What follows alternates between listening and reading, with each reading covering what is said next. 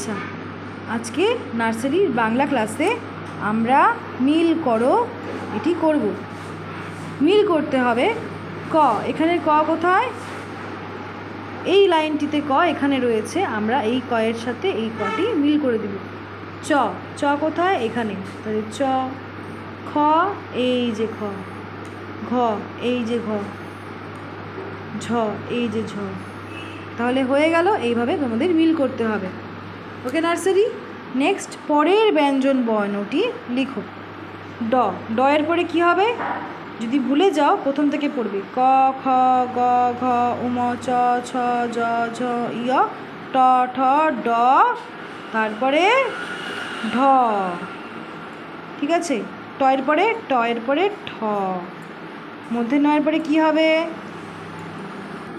মধ্যে নয়ের পরে কী হবে? ত। তারপরে ঝ, ঝয়ের পরে কী হবে? চ, ছ, জ, ঝ, ইয়। উমার পরে কী হবে? ক, খ, গ, ঘ, উম, তারপরে চ।